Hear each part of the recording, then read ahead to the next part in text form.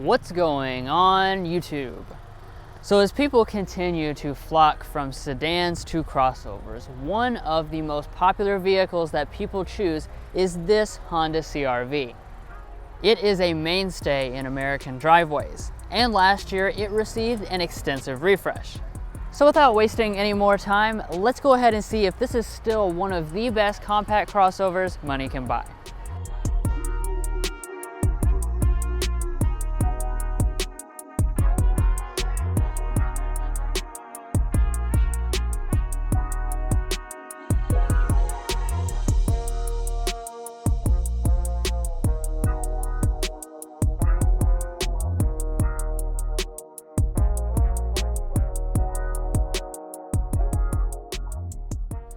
So this CR-V was just refreshed last year, even though it seems like a lifetime ago, it was just last year. So of course you're not going to see really any styling changes for 2021. So up in the front you will continue to find that typical CR-V grille. It is mostly black, but you do have the chrome bar that runs through it. And then down here on the lower fascia you also have this silver accent that goes across the bottom. Now coming over here to your headlights. You are going to have halogen headlights on the majority of trim levels, the LX through the EXL. However, if you choose the fully loaded touring model, that's going to upgrade it to fully LED headlights. I will say though, even the lower trim levels have the LED turn signal and daytime running light. And then finally down here at the bottom, all the models will also come with LED fog lights. As far as your wheels, they also carry over unchanged. So you'll start out with a 17-inch alloy on the LX trim level. The EX as well as this EXL trim level come with these 18-inch alloys, and then the Touring has its own 19-inch alloys. And then jumping up here to your mirrors, they are going to be heated, body colored, and have blind spot monitoring on all but the base LX. Now before I get around to the rear design, I do want to talk about a few Touring exclusive bits that you're going to get if you go for that top end model. So down here at this side you'll see this black plastic. You will have a silver accent kind of going through here to really make it look a little bit more upscale. And the other bit that you're going to get is dual trapezoidal exhaust outlets on that Touring, which does help class up the design. Now as far as the rest of the rear design, you're just no changes for 2021, so you have the signature CR-V taillights where most of it is LED, the brake light and turn signal is LED, however the reverse light is incandescent, and then you have this silver piece accenting, and just overall a very good look. Now this is a family vehicle first and foremost, and I don't think any family vehicle would be complete without some safety systems, and Honda has included their entire suite standard across the CR-V lineup.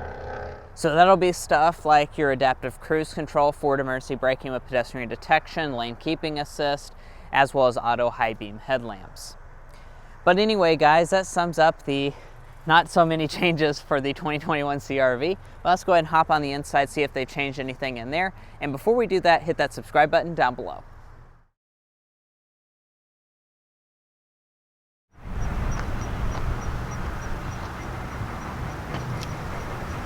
So on the CR-V, you will continue to find Honda Smart Entry System standard on all but the base LX, and that does also include a remote start system. And to get inside the door itself, just grab behind the handle since there is a sensor.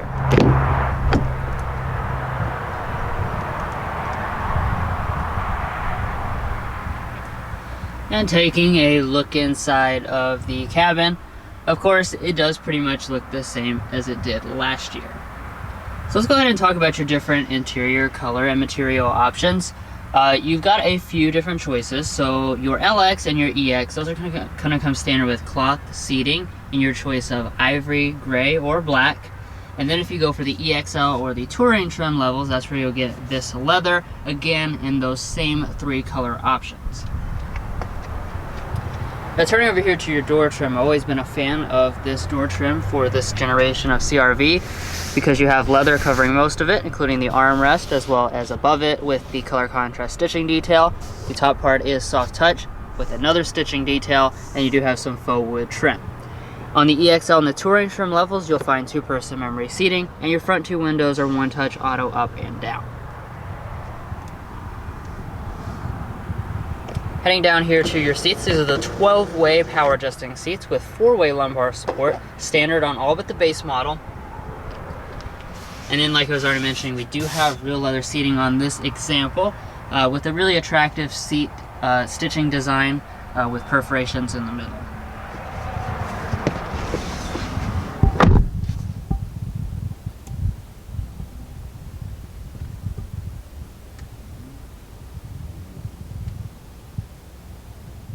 So Mason and I have always praised this cabin of the CR-V since this generation came out, and it does continue to be a very nice place to spend time in 2021.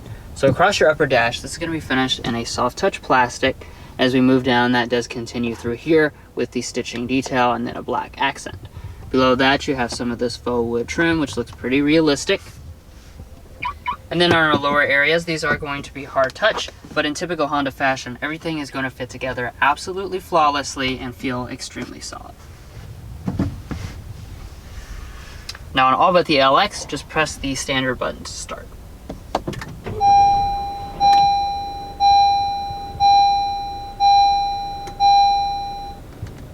Once it starts up, you will be greeted by the typical Honda gauge cluster. So this is a 7-inch display right here in the middle, and it is reconfigurable. So you just press the little I on the steering wheel and you can cycle through a lot of different kinds of information, including things like your safety systems as well as your all-wheel drive system. And coming back to the steering, of course you have electric power assisted steering. Honda will throw in a leather wrap steering wheel if you have the leather seat. Then as far as the wheel itself, it is going to be manual tilt and telescoping. However, you can get heating if you choose the touring trim level. Alright, so let's go ahead and roll into interior storage here, because this is always one of the strongest areas of the CR-V. So we'll start out underneath our center console here. You'll see that you actually have kind of like an open space through here. This will actually slide back, and then you can click it out of place and snap it like that, leaving you with one gigantic center storage console. Definitely one of the best in the class, if not the best. We stick our coupons in there. You can stick them completely vertical and they'll still fit in there just fine. Now this armrest, it does adjust as well, which is a nice touch. We have 2 cup holders. We also have another large storage area here, which would house a wireless phone charging pad on the Limited, but if you don't get that trim level, you will still have a two USB ports. Now, one of the ways that Honda has saved space is by sticking this shifter up here out of the way. So of course this does work in the typical way. You're just going to pull back for drive. You can go back again for sport mode, and then again for low. There are never any paddle shifters on the steering wheel though. Heading up into reverse, you will find a standard backup camera across all of the trim levels, and then all but the LX trim level will come with this active trajectory as well as the 3 different camera angles.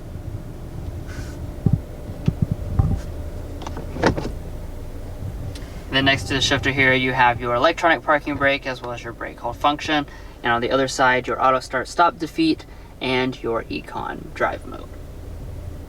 So continuing up from there, we have our climate control. So you're going to have an automatic climate control setup no matter what, but if you choose the EX trim level or above, that's where you'll get the dual zone automatic setup. So Honda has made this pretty simple. You just have these knobs right through here. When you make the adjustments, it shows up on the display. However, I will point out that just like in previous model years, you do have to click that climate button and make adjustments to some of your stuff like your zones right up there in the display. Additionally, the EX and above will throw in 3-stage heated seats. Okay, so now we are up here at our audio system.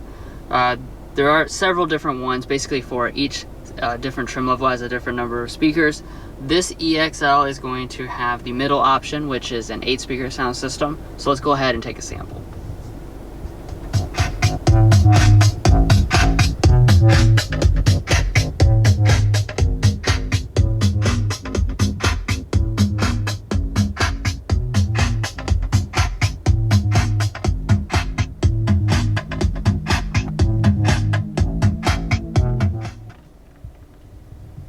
So overall sound quality is pretty good. Okay, so we'll go ahead and take a look at the infotainment system. If you know anything about the past CR-Vs, you'll realize this is the same. This is your 7-inch display. It comes standard on all of the trim levels except for the LX, which comes with a smaller 5-inch display. So you've got your shortcuts there on the side. This is the older style Honda Link system, so it does have the older graphics and slower performance than the newest stuff you see and things like the Honda Accord. Now, as far as the features on board, you do have Android Auto and Apple CarPlay abilities if you have the 7-inch display, and then navigation will be included on the touring model only.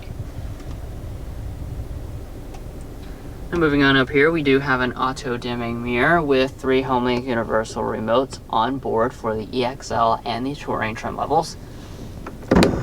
You also notice we have a power sunroof. This is actually going to be included on the EX trim level and above, so that is all but the very base model. I am impressed to see that. Alrighty, so sitting in the CR-V's rear seat. If you've watched any of our past CR-V reviews, you know that this is really just an exceptional space for this model because it has so much space. Now, as far as the technical legroom figures, you're going to come in at 40.4 inches of rear legroom, 39 inches of rear headroom, which is 3 inches larger than the Toyota RAV4, so very significant. And it's also larger than the new Nissan Rogue, so this is really the largest thing that you can get in the entire segment. And I mean, just look.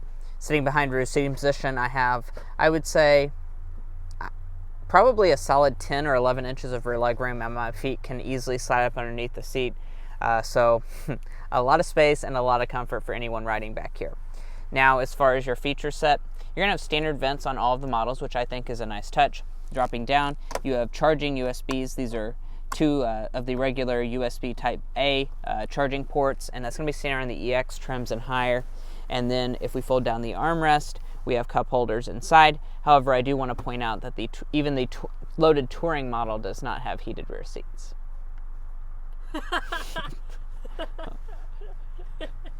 Now, walking up to your cargo area, you are going to have a power tailgate on the top 2 trim levels of the CR-V, and if you go for the touring, you will also have the hands-free function, which is nice, but on the CXL, just push the button to open it up.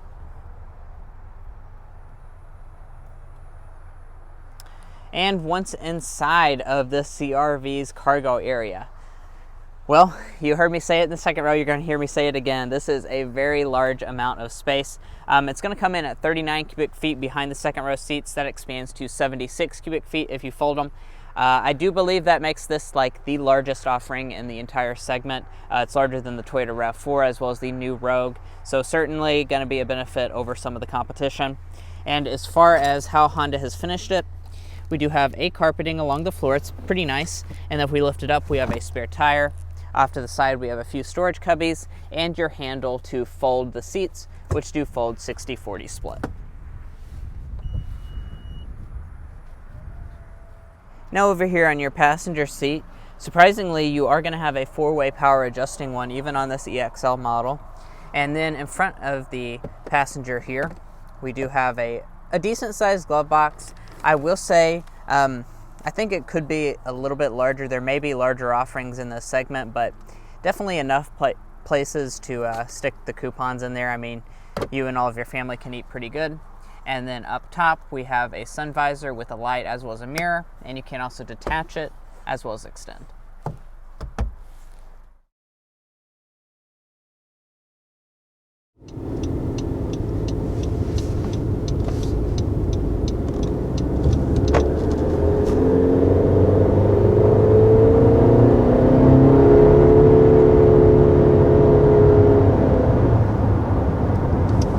So that was up to 60 miles an hour with this 2021 CR-V. So you probably can predict by this point there's not really going to be any changes as far as the powertrain is concerned either. You still got the 1.5 liter turbocharged 4-cylinder engine. That's standard across all of the trim levels. 190 horsepower, 179 pound-feet of torque. which is pretty good for the class. It's a little bit less than the RAV4, and you can feel that a little bit when you're driving along, but it's definitely adequate for most families' needs.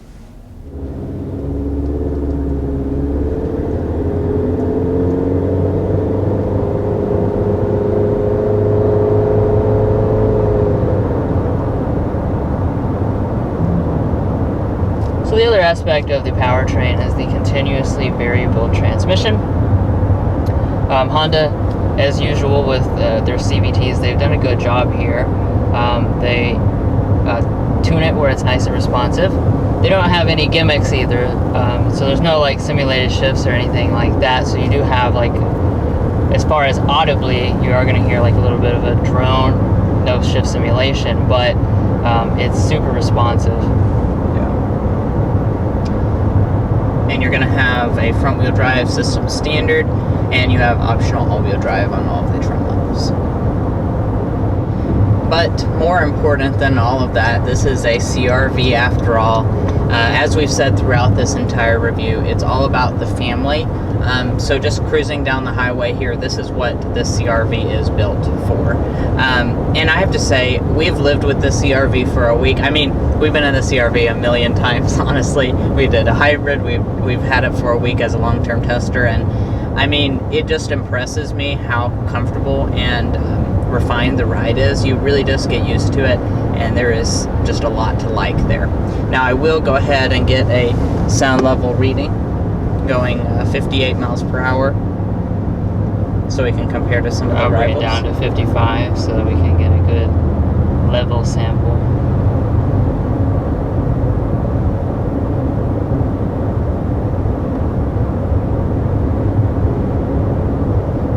And we're looking at 58.5 decibels, which that is a good reading. I'm not gonna lie to you guys, I'm not exactly sure what the RAV4's reading tested at, but I do believe that's pretty average, especially for going at that high of a speed. And also, like we did mention in the RAV4 review, the motor on the CR-V is quieter when you're, going at it pretty hard. It does deliver the power in a quieter way than the RAV4's engine. So that right there was our auto start-stop system. Nice and smooth. Really don't have any complaints about it. It's one of the better ones. Driving next to our arch nemesis here, the RAV4. Now I guess we can go ahead and talk about our slam dunk and airball for the CR-V. We're really not going to deviate too much from our previous CR-V reviews with our slam dunk and airball. So the slam dunk is going to be just the overall space that you're going to get in this. I think that's really the biggest standout feature for the CR-V is just how big it is. I mean, in the same footprint as most of the rivals, they maximize the amount of cargo space, the rear seat legroom. I mean, there's a ton of storage in here, so just really nails the practicality section of this segment. Yeah, and in terms of the airball, there are some things in here that are they're getting old, and Honda hasn't updated, like this infotainment system. Last year with the refresh, we thought they would update this to the newest system that they have in their other models, but they still haven't done that yet, so we're hoping that they will get around to doing that soon.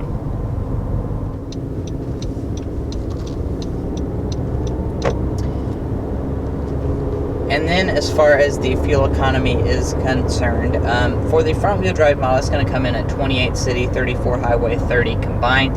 If you go for all-wheel drive, it's going to reduce it down 1 mpg combined to 29, which is really very, very good fuel economy. It's competitive with the rest of the segment, and just overall pretty impressive fuel economy.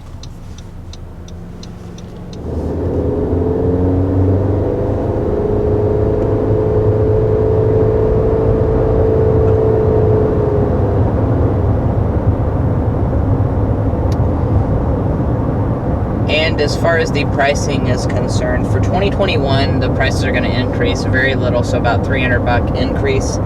So for the front-wheel drive models, the LX is going to start at $25,350. EX is 27,860, EXL 30,450, Touring 33,650. And keep in mind, all-wheel drive is an additional $1,500 on that.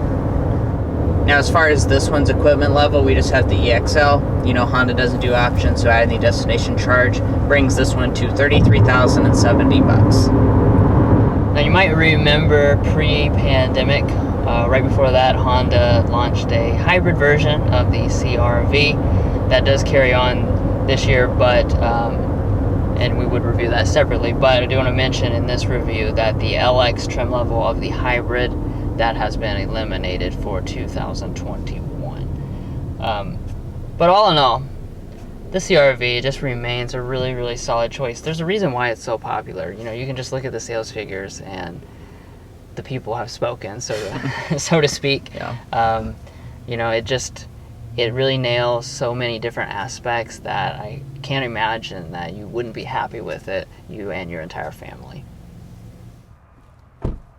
Well, guys, if you made it this far in the video, you rock. I really appreciate you watching all the way to the end of this in-depth review of the 2021 Honda CR-V. We really appreciate you watching, and be sure to hit that subscribe button down below. All it's going to do is give you notifications on all of our most recent content, and trust me, we have lots of content across the CR-V lineup, as well as comparisons with this and the RAV4, as well as the new Rogue. Anyway, we'll catch you next time as we sample more of the latest automotive delicacies.